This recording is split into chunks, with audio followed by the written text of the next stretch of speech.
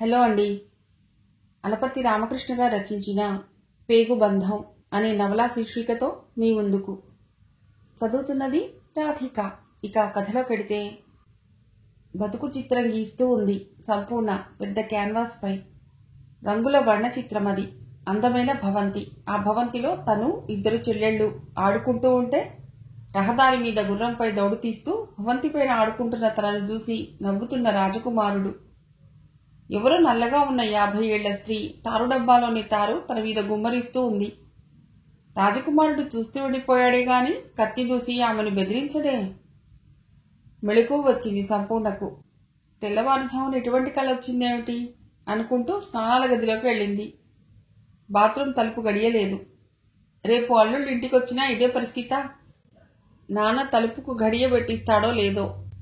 ఇంట్లో కొబ్బరి నూనె ఉండదు, సబ్బు ఉండదు, కట్టుకోవటానికి మంచి బట్టలు ఉండవు.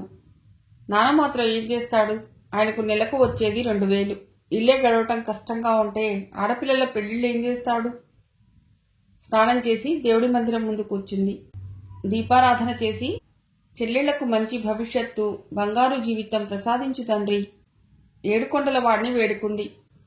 సావేరికి కూడా ఏదైనా ఉద్యోగం వస్తే నాన్నకు కొంతవరకు తెరిపిగా ఉంటుంది. రెక్కలు ముక్కలు చేసుకుని నాన్న సంసారం లాక్కొస్తున్నాడు. ఎన్నాళ్ళని కష్టపడతాడు? తను ఏదో ఒక పని చేసి కాస్తో కూస్తో సంపాదిస్తే తన భారం తండ్రి మీద ఉండదు. చిన్న చెల్లెలు సంగీతం చదువులో ఫస్ట్, సాఫ్ట్వేర్ ఇంజనీర్ అవ్వాలని కలలు కంటూ ఉంది. అమెరికా వెళ్లాలని దాని ఉబలాటం. దుప్పటి ముసుగుపెట్టి నిద్రపోతున్న సావేరిని లేపింది సంపూర్ణ. పండుగ రోజు ఆ ముద్దు నిద్రేమిటి? ఆడపిల్లలు పొద్దెక్కే వరకు నిద్రపోతుంటే ఇంటికి అరిష్టం. తొందరగా లేచి స్నానం చేయి. ఉగాది పచ్చడి చేయాలి. నువ్వు సెంటర్కి వెళ్లి నూనె ప్యాకెట్, పంచదార తేవాలి. పాయసం, గారెలు చేసుకుందా. నాన్నకు గారెలంటే ఇష్టం అంది సంపూర్ణ. బద్ధకంగా ఒళ్ళు విరుచుకుంటూ బాత్రూం వైపు నడిచింది సావేరి. మరో గంట గడిచాక సంగీతను నిద్రలేపింది. పున్నారావు ముగ్గురు కూతుళ్లలో సంపూర్ణే పెద్దది. పేరుకు తగ్గట్లు అన్ని సుగుణాలు సంపూర్ణంగానే ఉన్నాయి. అందం, అణుకువ, సహనం, సంస్కారం. సుఖదుఖాలను సమదృష్టితో స్వీకరించే మనస్తత్వం ఆమెది. 24 ఏళ్ళు వచ్చేశాయి. మరో 4-5 ఏళ్లు గడిస్తే తనకిక పెళ్లి యోగం ఉండదేమోననుకుంటుంది. కనీసం చెల్లెళ్లకైనా మంచి సంబంధాలు వచ్చి పెళ్లైతే చాలు. సావేరిలాగా కలలు కనదు. జీవితం ఏదిస్తే అది తీసుకోవాలి. ఊహల్లో విహరించకూడదు. తల్లి చనిపోయిన దగ్గర నుండి ఇంటి బాధ్యతలన్నీ నెత్తిన వేసుకుంది. సంగీతకు తల్లి చనిపోయేటప్పటికి సంవత్సరం కూడా నిండలేదు. ఆ పసిపిల్లను 10 ఏళ్ల సంపూర్ణ భుజాన వేసుకుని పెంచింది.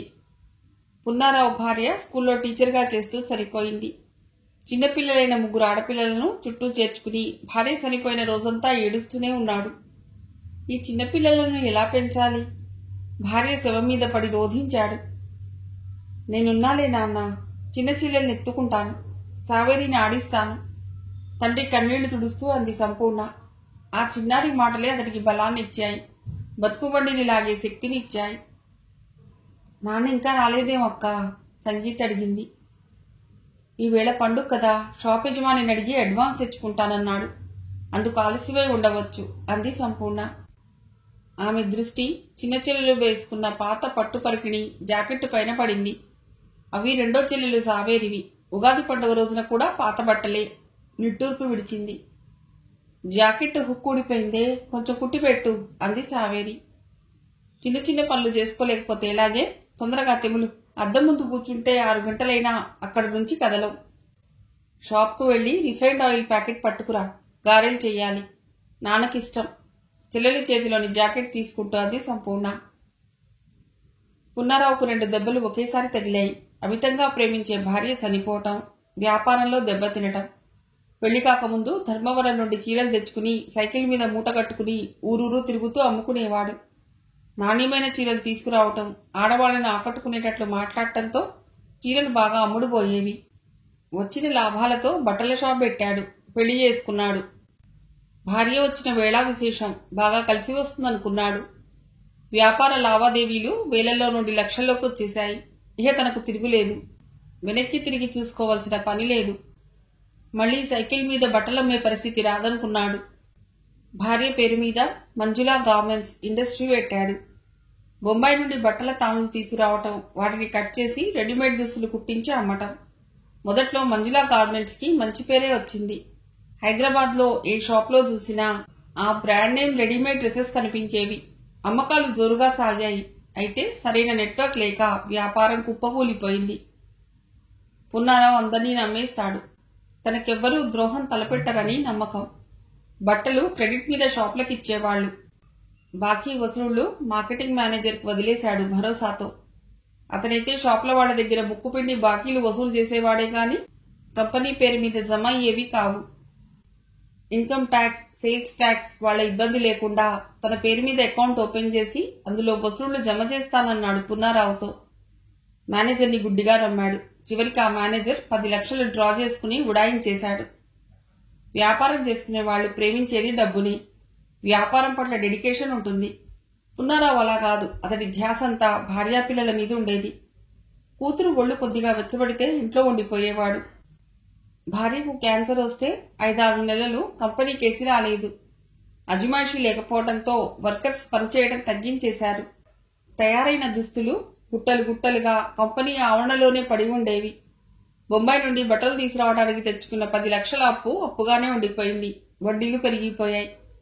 మంజులా గార్మెంట్స్ అమ్మివేయవలసి వచ్చింది. అప్పులు తీరలేదు. చిక్కడపల్లిలోని సొంత ఇల్లు కూడా అమ్ముకుని అద్దె తక్కువ ఇంట్లోకి మారవలసి వచ్చింది. అతని పరిస్థితి ఎలా మారిందంటే ఓ షాపింగ్ మాల్ కి వాచ్మెన్ గా ఉండవలసి వచ్చింది. మిగిలిన ఆస్తి 3 కూతుళ్లే. వాళ్లంటే ప్రాణం.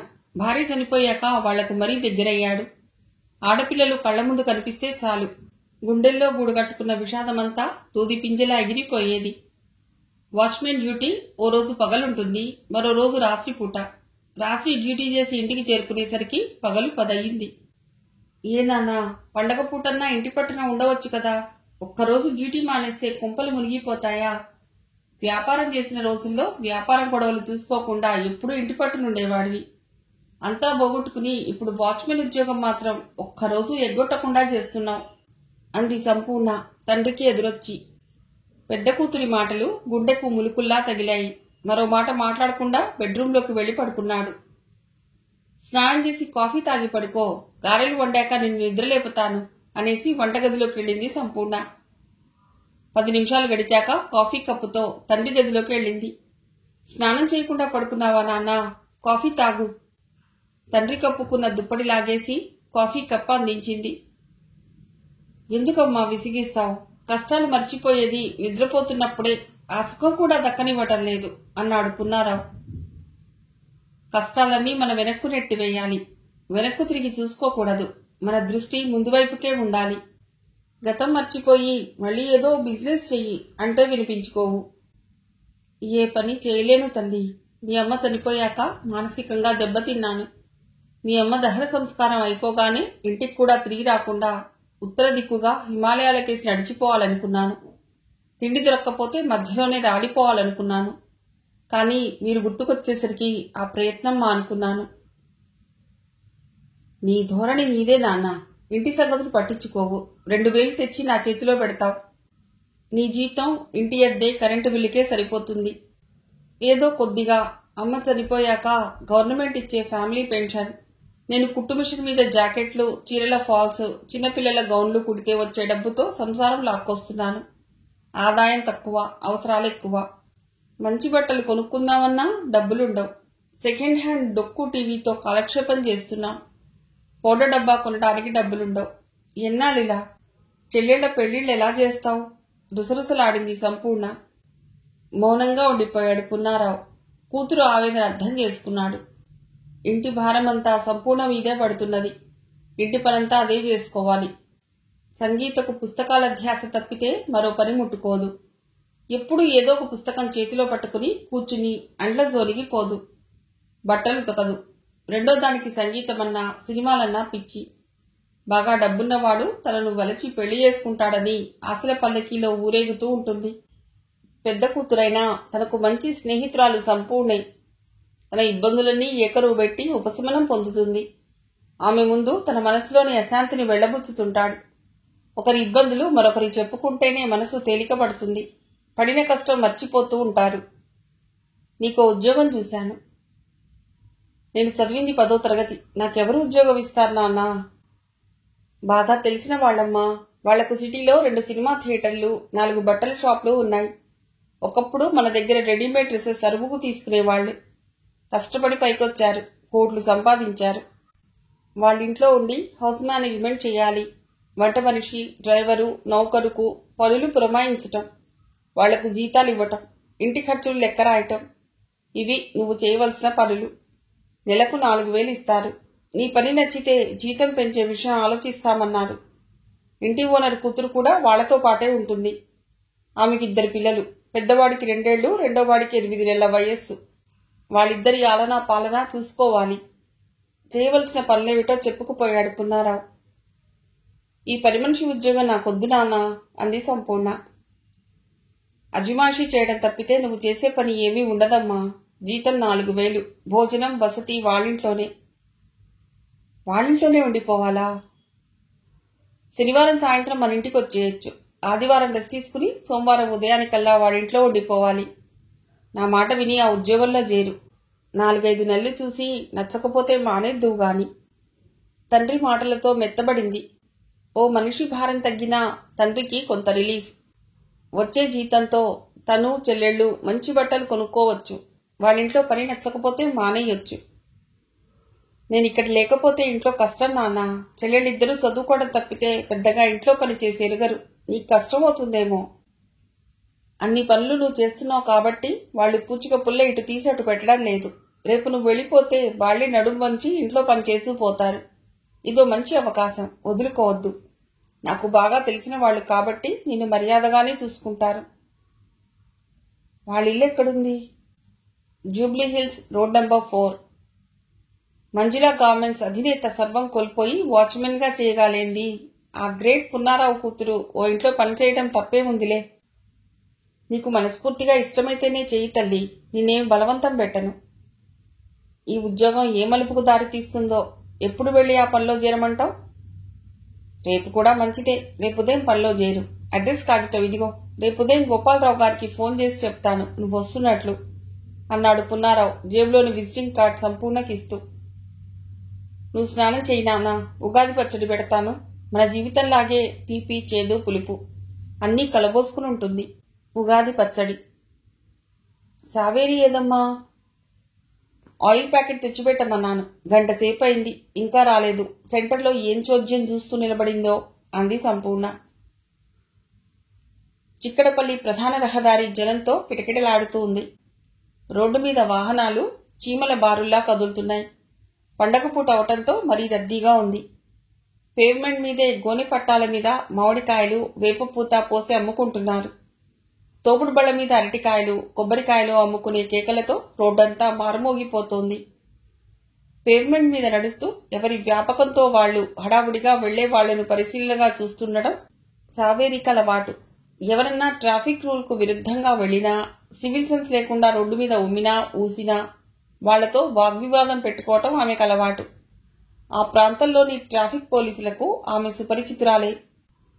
ఆ ప్రాంతంలో డ్రైనేజీ పైప్లు ఓవర్ఫ్లో అవుతున్నాయనో, రోడ్లు ఊడటం లేదనో మున్సిపల్ కమిషనర్కు వారానికి ఓ పిటిషన్ ఆమె దగ్గర నుండి అందుతుంది. వీధి దీపాలు పగలు వెలుగుతున్నాయనో, రాత్రులు వెలగటం లేదనో, వాహనాల్లో హార్న్ తప్పితే అన్ని భాగాలు పెద్ద చప్పుళ్లు చేస్తున్నాయనో, పాత వాహనాలు రోడ్డు మీద తిరుగుతూ వాతావరణ కాలుష్యం ఎక్కువ చేస్తున్నాయనో సంబంధిత అధికారికి ఫిర్యాదు చేస్తూనే ఉంటుంది. సాయంత్రం పూట పార్క్ వెళ్లినా అంతే. ప్రశాంతంగా ఓ పక్కన కూర్చోదు. పార్క్ అంతా తిరుగుతూ చిన్నపిల్లలు ఎవరైనా చిరుతిళ్లు తిని పాలిథిన్ కవర్లు పల్సటి లాన్ మీద పడేసినా ఊరుకోదు. వాళ్లకు అరగంట క్లాస్ తీసుకుని వాళ్ల చేత అవి డస్ట్బిన్లో పడేయిస్తుంది. మోటార్ సైకిళ్ల మీద కుర్రవాళ్లు స్పీడ్గా వెడుతుంటే చెయ్యి చాపి వాళ్లను ఆపుతుంది. అందమైన ఆడపిల్ల లిఫ్ట్ అడుగుతుందేమోనని వాళ్లు మోటార్ సైకిల్ ఆపుతారు. ఇరుకుగా ఉండే రోడ్డు మీద స్పీడ్గా ఎందుకు వెళ్తున్నావని వాళ్లకో లెసన్ ఇస్తుంది. వాళ్లు అల్లరి చేస్తే పోలీసులకు కంప్లైంట్ ఇస్తుంది. సర్కిల్ ఇన్స్పెక్టర్కి ఆమె ఫెమిలియర్ అయిపోయింది. కావేరి దృష్టి రోడ్డు దాటుతున్న కనకాంబరం రంగు చీర కట్టుకున్న ఆమె మీద పడింది. వచ్చిపోయే వెహికల్స్ ని జాగ్రత్తగానే గమనిస్తూ రోడ్డు దాటుతోందామె. ఆమె వెనక ఓ 25 ఏళ్ల కుర్రవాడు నడుస్తున్నాడు. అతడి వాలకం ఏదో అనుమానంగా తోచింది సావేరికి. ఆమె దృష్టి ఆ కుర్రవాడి మీద పడింది. అతడు తొడుక్కున్న గళ్ల షర్ట్ ప్రత్యేకంగా ఉంది. రోడ్డు మధ్యకెళ్లగానే ఆ కుర్రవాడు తన ముందున ఆమెను బియ్యం బస్తా లోడుతో వెడుతున్న వ్యాన్ ముందుకు తోశాడు. మరొకరు గమనించకుండా చాకచక్యంగా అతడు ఆమెను వ్యాన్ ముందుకు నెట్టడం సావేరిని ఆశ్చర్యంలో ముంచింది. అతను ఎందుకు ఆమెను వ్యాన్ కిందకు తోశాడు? ఆమెకు అతి సమీపంలోకి జరిగి ఎంత చాకచక్యంగా ఒకరు గమనించకుండా ఆమె నెట్టాడు. ఆమె నడుం మీదుగా వ్యాన్ చక్రాలు పోయాయి.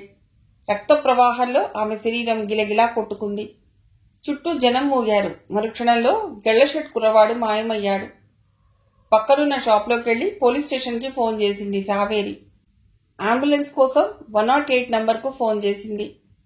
అదే సమయంలో టీవీ ఛానల్ వాళ్ళు అటుకేసి వచ్చారు. ఓ సినిమా తార నగల షాపు ప్రారంభోత్సవం చేస్తుంటే ఆ ఐటెం కవర్ చేయటానికి అటుకేసి వచ్చారు. వాళ్లకు కావలసిన మెటీరియల్ దొరికింది. వ్యాన్ కింద పడి నెత్తుటి మడుగులో ఉన్న ఆమెను, వ్యాన్ డ్రైవర్ను, చుట్టుపక్కల జనాన్ని ఇంటర్వ్యూ చేశారు. కొందరు వ్యాన్ డ్రైవర్ అజాగ్రత్త మూలంగా ఆమె పడిపోయిందని, మరికొందరు ఆమె తొందరగా రోడ్ క్రాస్ చేయాలని వస్తున్న వ్యాన్ను గమనించకుండా వ్యాన్ కింద పడిపోయిందని చెప్పారు. టీవీ ఛానల్ కెమెరా ముందు నిలబడి తాను చూసిందంతా చెప్పింది సావేరి తడబడకుండా. ఆమె చుట్టూ చేరిన వాళ్లంతా ఓ సినిమా తారను చూస్తున్నట్లు నవ్వుతూ సావేరి వైపు చూస్తున్నారే గాని ఆమె చెప్పిన మాటలు ఆలకించటం లేదు. ఆయిల్ ప్యాకెట్ తీసుకుని ఇంటికి తిరిగి వచ్చింది సావేరి. 9ంటికి బయటకు వెళ్ళావు, 11 గంటలకు తిరిగి వస్తున్నావు. నువ్వెంతసేపటికి రాకపోయేసరికి ఆయిల్ కోసం గల్ఫ్ కంట్రీకి వెళ్లావేమోననుకున్నాను అంది సంపూర్ణ. ఇంట్లో గాడిద చాకరీ చేస్తున్నా నీకు సెన్స్ ఆఫ్ హ్యూమర్ ఉందే అక్క. గల్ఫ్ ఆయిల్ కోసం యుద్ధాలు జరుగుతున్నాయి. అయినా ఆ ఆయిల్ తినడానికి పనికిరాదులే. ఓడియన్ థియేటర్ దగ్గర యాక్సిడెంట్ జరిగింది. 30 ఏళ్ల ఆవిడ వ్యాన్ కింద పడింది. చనిపోయిందా? పాపం ఆతృతగా అడిగింది సంపూర్ణ. చావు బతుకుల్లో ఉంటే హాస్పిటల్కు తీసుకెళ్లారు. పండుగ పూట పాడు దృశ్యం చూశావు. ఈ సంవత్సరం పొడుగునా ఇటువంటి సంఘటనలు చూడవలసి వస్తుందేమో. కాళ్ళు చేతులు కడుక్కుని దేవుడి మందిరం దగ్గర ఓ 5 నిమిషాలు కూర్చుని ఆవిడ నిండు నూరేళ్లు బతకాలని దేవుణ్ణి ప్రార్థించు అంది సంపూర్ణ. ఆమె నిజంగానే బతకాలి. తన వెనక నిలబడి నెట్టిన వాడిని గమనించే ఉంటుంది. స్పృహ వచ్చాక వాడి వివరాలు పోలీసులకు చెప్తుందేమో. అక్క చెప్పినట్లు దేవుడి మందిరం ముందు కూర్చుని యాక్సిడెంట్కు గురైన ఆమె బతకాలని ఏడుకొండల వాడిని ప్రార్థించింది. భోజనాలు చేసేటప్పుడు గోపాలరావు గారింట్లో తను చేయబోయే ఉద్యోగం గురించి చెల్లెలికి చెప్పింది సంపూర్ణ. నువ్వెళ్ళక్క, లైఫ్లో కొంత చేంజ్ ఉంటుంది. మరి నాన్నను జాగ్రత్తగా చూసుకుంటావా? ఆయన నోరు తెరిచి ఏది అడగడు. కూరన్నం తిన్నాక మజ్జిగో పెరుగో వేయటం ఆలస్యం చేస్తే ఇంట్లో పెరుగు లేదేమోననుకుని లేచి వెళ్లి చేయి గడిగేసుకుంటాడు. ఇంట్లో ఉన్నప్పుడు 4-5 సార్లు టీ తాగటం అలవాటు. ఆయన అడగడు, నువ్వు టీ కలిపిస్తే తాగుతాడు. చిన్నపిల్లవాడి మనస్తత్వం. కోపం వస్తే అలుగుతాడు. ఆయన తిట్టినా భరించవచ్చు గాని మాట్లాడకుండా ఉన్నాడంటే మనకు పిచ్చెక్కినట్లు ఉంటుంది. నాన్న సంగతి నాకు తెలియదా అంది సావేరి. సంగీత చదువుధ్యాసలో పడి తిండి సంగతి పట్టించుకోదు. నువ్వే దగ్గరుండి తినిపించాలి. ఇక నీ సంగతి, నువ్వు బయట చలాకీగానే ఉంటావు గాని ఇంట్లో బద్దకస్తురాలివి. ఏ పని అంటుకోవు. ఇప్పుడు ఎలా నెగ్గుకొస్తావో చూడాలి మరి. నో ప్రాబ్లం, అన్నీ నేను చూసుకుంటాలే అక్క. సాయంత్రం ప్రాంతీయ వార్తలు చూడటానికి టీవీ ఆన్ చేసింది సావేరి. అదే సమయంలో ఓడియన్ థియేటర్ దగ్గర జరిగిన యాక్సిడెంట్ వివరాలు వస్తున్నాయి. అస్తవ్యస్తంగా మారిన ట్రాఫిక్ సరిదిద్దలేక చేతులెత్తేసిన ట్రాఫిక్ పోలీసులు, సిటిజన్ల వెతల గురించి క్లుప్తంగా చెప్పి యాక్సిడెంట్ విజువల్స్ చూపించడం మొదలెట్టింది యాంకర్. ప్రమాదంలో గాయపడిన ఆమె పేరు గాయత్రి. 35 ఏళ్లు ఉంటాయి. అవివాహిత, బ్యాంక్లో ఉద్యోగం. ఉస్మానియా ఆసుపత్రిలో చేర్చారు. ఆ వివరాల తర్వాత ఆ యాక్సిడెంట్ యాదృచ్ఛికం కాదని ఎవరో వ్యక్తి ఆమెను వ్యాన్ కిందకు నెట్టారన్న యువతి అంటూ తనతో టీవీ ఛానల్ వాళ్లు జరిపిన ఇంటర్వ్యూ క్లిప్పింగ్ చూపించారు. టీవీలో తను మాట్లాడటం చూసి తను సెలబ్రిటీ అయినందుకు ఓ క్షణం ఆనందపడింది. మరో క్షణంలో గాలి తీసేసినట్లు ఆ అమ్మాయి తెలిసి తెలియకేదో చెప్పింది. సరిగ్గా చూసి ఉండదు. ఆ ప్రాంతంలో యాక్సిడెంట్ చూసిన అనేక మందిని మేం ప్రశ్నించాం. ఎవరూ ఆ అమ్మాయి చెప్పింది నిర్ధారించలా. ఆ చిన్నపిల్ల చెప్పింది వేదం కాదు. అయినా ఆ అమ్మాయి చెప్పిన విషయాన్ని దృష్టిలో పెట్టుకుని ఆ కోణంలో కూడా విచారిస్తాం అంటున్న పోలీస్ ఇన్స్పెక్టర్ ఆ క్లిప్పింగ్ చూపించారు. చుట్టూ చేరిన ప్రజలు మాత్రం అది యాక్సిడెంటే అని అంటున్నారు. అంటూ యాంకర్ ఆ ఎపిసోడ్ ముగించింది. నువ్వు టీవీలో ఎంత అందంగా కనిపించావు, సంగీత వచ్చి సావేరి బుగ్గను ముద్దు పెట్టుకుంది. టీవీలో తను మాట్లాడిన దృశ్యం ఆనందానికంటే అసంతృప్తినే మిగిల్చింది సావేరికి. తనను చిన్నపిల్లలా జమకట్టడం, తెలిసి తెలియకుండా మాట్లాడింది అనటం నచ్చలేదు. మరుసటి రోజు ఇన్స్పెక్టర్ దగ్గరికి వెళ్లి గట్టిగా వాదించాలనుకుంది. నిద్ర ముంచుకురావటంతో టీవీ కట్టేసి తన మంచం మీదికి చేరుకుంది సావేరి. ఈరోజు నీ దగ్గర పడుకుంటానక్క అంది సంగీత. వద్దు, రాత్రిపూట మీద కాలేస్తావు. అవునులే, చెల్లెలు పక్కన పడుకుంటే చిరాకు. ఏ రాజకుమారుడో వచ్చి నీ మంచంలో చేరి కాలు మీద కాలేస్తే బాగుంటుంది అంది సంగీత. పిచ్చివాగుడు వాగావంటే తన్నులు తింటావు అంది సంపూర్ణ ముసిముసి నవ్వులు చిందిస్తూ. నిజంగానే రాజకుమారుడు తన కల్లోకొస్తాడు, మీద కాలేస్తాడు.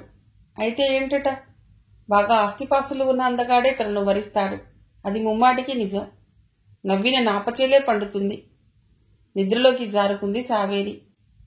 తెల్లవారుజామున 4 లేచినా ఇంట్లో తెమల్లేదు. ఉదయం 7 ఇంట్లో హడావిడి ఎక్కువైంది. వేసవి సెలవుల అనంతరం సంగీత కాలేజీకి వెళ్లవలసి వచ్చింది. గోపాలరావు గారింటికి సంపూర్ణ వెళ్లవలసింది ఆ రోజే. సావేరి కూడా హడావిడి పడుతూ ఉంది. ఇంట్లో ఎవరికీ తెలియకుండా ఓ సాఫ్ట్వేర్ కంపెనీలో డేటా ఎంట్రీ ఆపరేటర్ ఉద్యోగానికి అప్లై చేసింది. ఆ రోజే ఇంటర్వ్యూకి వెళ్ళాలి. ఉద్యోగం వచ్చాక అందరినీ ఆశ్చర్యంలో ఉంచాలని ఆమె తపన. ఎవరి హడావుడిలో వాళ్ళున్నారు. మామూలుగా నైట్ డ్యూటీ అయితే తీరుబడిగా తన పనులు చేసుకునేవాడు పున్నారావు. కానీ ఆయనకు ఆ రోజు పగలు డ్యూటీ పడింది. ఈరోజు డ్యూటీకి వెళ్ళొద్దు నాన్న, నాకు గోపాలరావు గారింట్లో అంతా కొత్త. నువ్వు వచ్చి నన్ను వాళ్ళకి పరిచయం చేసి అక్కడ వదిలిపెడితే బాగుంటుంది అంది సంపూర్ణ. నాకు కుదరదు. పగలు డ్యూటీ చేసి అతను సింహాచలం వెళ్ళాడు. నేను తప్పనిసరిగా వెళ్ళాలి. నీకు తోడు సావేరిని తీసుకెళ్ళు. అదైతే అందరితో చక్కగా మాట్లాడుతుంది అన్నాడు పున్నారావు. కాలేజీకి వెళ్లి డిగ్రీ సర్టిఫికేట్ తెచ్చుకోవాలి. ఈరోజు ఇస్తామని చెప్పారు అంది సావేరి. నీ డిగ్రీ ఎక్కడికి పారిపోదులే, అక్కతో పాటే వెళ్ళు కొంచెం గట్టిగా అన్నాడు రెండో కూతురుతో Punnarao. First impression is best impression అక్క. చక్కగా ఉన్న వాటిలో మంచి చీర కట్టుకునేళ్ళు. నువ్వు పాత సినిమాల్లో సావిత్రిలా ఉంటావు. నువ్వంటే ఇంట్లో వాళ్ళంతా పడి చావాలి. ఒక్క క్షణం నువ్వు కనబడకపోతే ఇంట్లో వాళ్ళకి పిచ్చెక్కి పోవాలి అంది సంగీత స్నానానికి వెళ్లబోతూ. ముందు నన్ను వెళ్ళిరాని బాత్రూంలోకి వెళ్లబోయింది సావేరి. నువ్వు బాత్రూంలో దూరితే సాయంత్రం వరకు బయటకు రావు. సినిమా పాటలు పాడుకుంటూ మమ్మల్ని మర్చిపోతావు అంది సంగీత. వాళ్ళిద్దరూ వాదులాడుకుంటూ ఉండగానే సంపూర్ణ బాత్రూంలో దూరింది. చపాతీ తినేసి టీ వెచ్చబెట్టుకుని తాగాడు పున్నారావు. తన బాక్స్లో అన్నం పెట్టుకున్నాడు. సంపూర్ణ స్నానం చేసి వచ్చాక ఆమెకు అన్ని జాగ్రత్తలు చెప్పాడు. నీ బట్టలన్నీ బ్యాగ్లో సర్దుకో. వేరే చోట ఉండటం అలవాటు లేక మొదట్లో కొంచెం ఇబ్బందిగానే ఉంటుంది. కష్టాల్లో నుంచి సుఖాలు పుట్టుకొస్తాయి. ఆకురాలిన కొమ్మకే కొత్త చిగురు పుట్టుకొస్తుంది. మరీ ఇబ్బందిగా అనిపిస్తే తిరిగి వచ్చేసి. అత్తగారింటికి పంపుతున్నట్లు తండ్రి అప్పగింతలు చెప్తుంటే సంపూర్ణ కళ్ళు చెమర్చాయి. పెద్ద కూతురు తలనిమిరి డ్యూటీకి వెళ్లిపోయాడు. సంగీత కూడా టిఫిన్ తినేసి బాక్స్లో అన్నం కూర సర్దుకుని కాలేజీకి వెళ్లిపోయింది. సంపూర్ణ బ్యాగ్లో బట్టలు సర్దుకుంటుంటే సావేరికి దిగులు వేసింది. అక్క, నువ్వు వెళ్ళిపోతే అద్దం ముందు పెట్టుకుని గంటల కొద్దీ కాలక్షేపం చేయొచ్చు. బాత్రూంలో ఎక్కువ సమయం గడిపేయొచ్చు. ఇష్టం వచ్చింది వండుకు తినొచ్చు. ఇంట్లో ఓ మనిషి తగ్గినా వెసులుబాటుగా ఉంటుందని నిన్ను ఆనందపడ్డాను. నువ్వు వెళ్ళిపోతే ఇంట్లో పనిట్లా చేయాలి. నేను కూడా ఏదో ఒక ఉద్యోగం వెతుక్కోవాలి కదా. ఇంటి పని ఉద్యోగం ఎలా చేయాలి? నువ్వు లేకుండా నాన్నని చెల్లెల్ని ఎలా మేనేజ్ చేయాలో కూడా అర్థం కావటం లేదు. బిక్కమొహం వేసుకుని అంది సంపూర్ణతో. కొన్ని రిస్కులు తీసుకోకపోతే విజయాన్ని సాధించలేవే పిచ్చిమొద్దు. మన చుట్టూ ఉన్న ఆడవాళ్లలో చాలా మంది ఇళ్లలో పనిచేసుకుంటూ ఆఫీస్కు వెళ్ళటం లేదు. మొదట్లో వంట కుదరదు. ఉప్పు ఎక్కువ అవ్వటమో తక్కువ అవ్వటమో, కారం ఎక్కువై నోరు మండిపోవటమో జరుగుతుంది. అంట్లు తోముకోవటం చిరాగ్గానే ఉంటుంది. కొన్నాళ్లకు అలవాటైపోతుంది. అసలు ఏ పని చేయని వాళ్ళకంటే ఏదో ఒక పని చేసి అపజయాలు పొందిన వాళ్లే బెటర్. చెల్లెలి తలని మురుతూ అంది సంపూర్ణ. 2 బస్సులు మారి జూబ్లీహిల్స్ చేరుకున్నారు. ఎవరినన్నా అడ్రస్ అడగాలన్నా బెరుగ్గానే ఉంది. అంతా క్లాస్గా ఉన్నారు ఆ ప్రాంతంలోని పబ్లిక్. ఇంత అందమైన ఇళ్లు ఇంతకు ముందు ఎప్పుడూ చూడలేదు చెల్లి.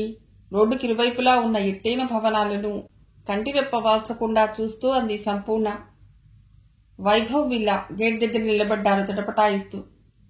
రోడ్డుకు చివర్లో ఎత్తైన ప్రదేశం మీద ఇంపోజింగ్ గా కనిపించింది 2 అంతస్తుల భవనం. పైన పెంట్ హౌస్. భవనం ముందు విశాలమైన ఆవరణలో పచ్చటి లాన్స్, పూల మొక్కలు, కాంపౌండ్ వాల్ మీద అల్లుకున్న క్రీపర్స్ కంటికి ఇంపుగా కనిపించింది. తండ్రి కాగితం మీద రాసిచ్చిన అడ్రస్, కాంపౌండ్ వాల్ మీద బంగారు అక్షరాలతో మెరుస్తున్న రాతి ఫలకం మీద ఇంటి వివరాలు సరిపోల్చుకున్నారు. ఇదే ఇల్లు, ఈ ఇంట్లోనే నువ్వు ఉండబోయేది అంది సావేరి. నాకెందుకో కాళ్ళు వణుకుతున్నాయే.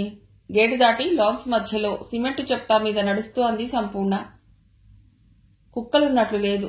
అక్క భుజానికి ఉన్న బట్టల బ్యాగ్ తన చేతిలోకి తీసుకుంటూ అంది సావేరి. 25 ఏళ్ల కుర్రవాడు పొట్టికొల్లో నిలబడి కార్ డ్రైవర్తో ఏదో మాట్లాడుతున్నాడు. గోపాలరావు గారున్నారా? హౌస్ కీపింగ్ కు ఓ అమ్మాయి కావాలని చెప్పారట. పున్నారావు గారు పంపించారు. మేం వచ్చామని ఇంట్లో చెప్తారా? ఆ అబ్బాయితో అంది సావేరి. సుకుమారంగా చక్కగా ఉన్నారు. ఇంట్లో మీరేం పని చేయగలరు?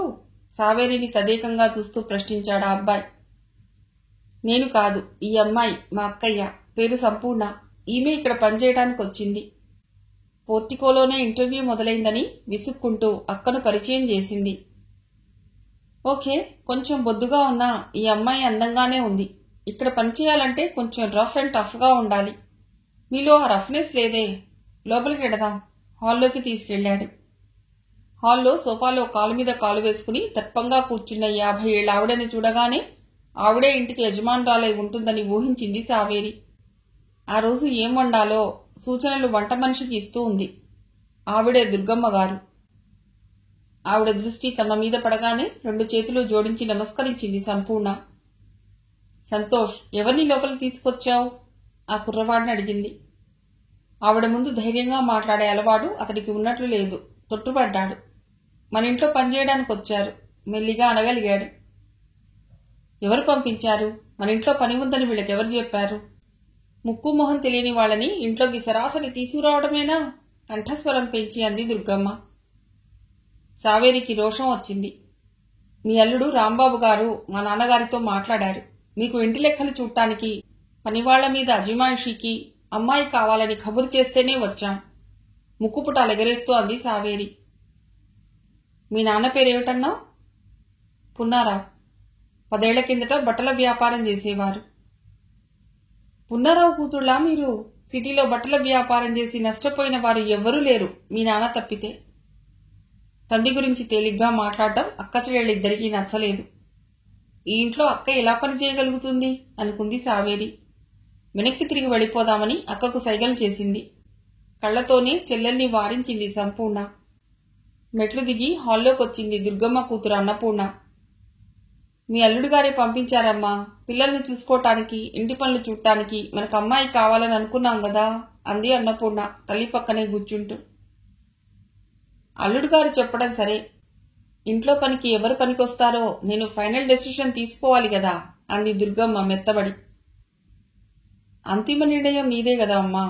నీ మాట కాదని ఎవరంటారు అంది అన్నపూర్ణ. అన్నపూర్ణ కాలేజీలో లెక్చరర్. పిల్లల పెంపకానికి ఓ అమ్మాయి కుదిరితే ఆమెకు కాలేజీకి వెళ్లినా మనస్సు ఇంటి మీద ఉండదు.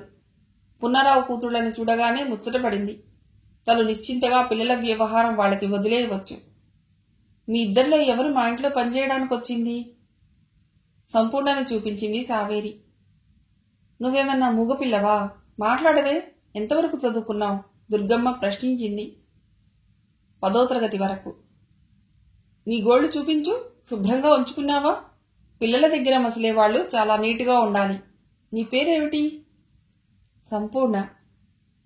సంపూర్ణ నాకు కూడా నచ్చిందమ్మా. మన ఇంట్లో ఉంచేసుకుందాం అంది అన్నపూర్ణ తల్లి భుజం నిమురుతూ. Okay, selected. చూడమ్మాయి, నువ్వు ఇంట్లో అవసరమయ్యే ప్రొవిజన్స్ లిస్ట్ రాసి డ్రైవర్కిస్తే అతడు తెచ్చి పెడతాడు. 2 డ్రైవర్లు, వంట మనిషి, వాచ్మెన్ ఉన్నారు. వాళ్లకి 1వ తారీఖు జీతాలివ్వాలి. ఇంటి ఖర్చుల కోసం నీకు ఎంత అవసరమైతే అంత మేనేజర్ ఇస్తాడు. నువ్వు తీసుకునే అమౌంట్కి అకౌంట్ చూపించాలి. మరీ అత్యవసరమైతే ఇక్కడకు దగ్గరలోనే మన షాపింగ్ మాల్ ఉంది. అందులో మన ఆఫీస్ ఉంది. అక్కడికి వెళ్లి మేనేజర్ దగ్గర, అకౌంటెంట్ దగ్గర డబ్బులు తెచ్చుకోవాలి. అన్నపూర్ణ కాలేజీకి వెళ్ళాక ఆమె పిల్లల ఆలనా పాలనా చూడాలి. వాషర్ మ్యాన్కు ఎన్ని బట్టలు వేస్తున్నామో, ఎన్ని బట్టలు తిరిగి తీసుకొస్తున్నాడో గమనించాలి. వంట మనిషి, డ్రైవర్లు, వాచ్మెన్ సక్రమంగా డ్యూటీకి వస్తున్నారో లేదో గమనించి వాళ్ళేదన్నా అవకతవక పనులు చేస్తే నాకు చెప్పాలి. ఇవి నువ్వు చేయవలసిన పనులు. నీ పద్ధతులు నచ్చితే 2-3 నెలల్లో నీ జీతం 4,000 నుండి 5,000కు పెంచుతాను అంది దుర్గమ్మ. అదే సమయంలో దుర్గమ్మ భర్త గోపాలరావు వచ్చాడు. ఏమిటో ఏదో ఇంటర్వ్యూ చేస్తున్నావు? భార్య వైపు, పున్నారావు కూతుళ్ల వైపు మార్చి మార్చి చూస్తూ అన్నాడు. మీకు సంబంధించింది కాదు, మీరు మీ గదిలోకి వెళ్ళండి అంది దుర్గమ్మ గట్టిగా. నిన్ను కదిలించటం నాది బుద్ధి తక్కువ అంటూ మేడమెట్లెక్కాడు గోపాలరావు. దుర్గమ్మకు అనుమానం వచ్చింది. అందమైన అమ్మాయిని ఇంట్లో ఉంచుకోబోతున్నది. భర్త బుద్ధి మంచిది కాదు. చీరకొంగు కనబడితే చాలు పక్కన చేరి చొంగ కారుస్తాడు. కొంచెం మెతగ్గా ఉన్న ఆడపిల్ల దొరికితే చాలు బుట్టలో వేసుకుంటాడు. చాలా మంది ఆడవాళ్లతో ఆయనకు అక్రమ సంబంధాలు ఉన్నాయి. మరో సమస్యను ఇంట్లో తనంతట తానే సృష్టించుకోబోతున్నదా? భర్త ఎన్ని పిచ్చి పనులు చేసినా ఎందుకు సహిస్తున్నదంటే ఆయనకు వ్యాపార దక్షత ఉంది. లక్షల్లో ఉండే వ్యాపారాన్ని కోట్లలోకి తన తెలివితేటలతో, చురుకుతనంతో తీసుకువెళ్లాడు. ఆస్తి అంతా తన పేరు మీద ఉంది కాబట్టి తన నోటికి ఆయన భయపడుతున్నాడు. ఇంటికి ఇల్లరికం వచ్చినప్పుడు ఆయన దగ్గర పైసా ఆస్తి లేదు. అందుకనే తన మాటకు విలువిస్తున్నాడు. వచ్చే లాభాలను తన పేరున మళ్లించుకునే తెలివితేటలు ఆయనకు ఉన్నాయని తెలిసే తను సొంతంగా ఆఫీస్ పెట్టుకుని మేనేజర్, ఆడిటర్ల సహాయంతో అకౌంట్స్ అన్నీ జాగ్రత్తగా చూసుకుంటూ ఉంది. పూర్తిగా ఆయన్ని నమ్మటానికి వీల్లేదు. ఏదైనా ఈ పిల్లని జాగ్రత్తగా వాచ్ చేస్తూ ఉండాలి. పిచ్చి వేషాలు వేస్తే ఇంట్లో నుండి బయటకు నెట్టివేయాలి. ఈ అమ్మాయి ఉండటానికి ఓ గది చూపించన్నపూర్ణ. నువ్వుండే రూమ్కు పక్క గది అయితే బాగుంటుందేమో. పిల్లలు లేచి రాత్రులు ఏడ్చినా సముదాయించటానికి దగ్గరలో ఉంటే బాగుంటుంది అంది కూతురుతో దుర్గమ్మ. మేడ మీద గది చూపిస్తానురా సంపూర్ణను పిలిచింది అన్నపూర్ణ. సావేరి చేతిలోని బ్యాగ్ తీసుకుంది సంపూర్ణ. ఇక నేను వెడతానక్క, ఆదివారం ఇంటికి వస్తావు కదా? అక్క భుజం నిమిరి ఇంట్లోంచి బయటకొచ్చేసింది సావేరి. మిగిలిన కథ తర్వాతి భాగంలో.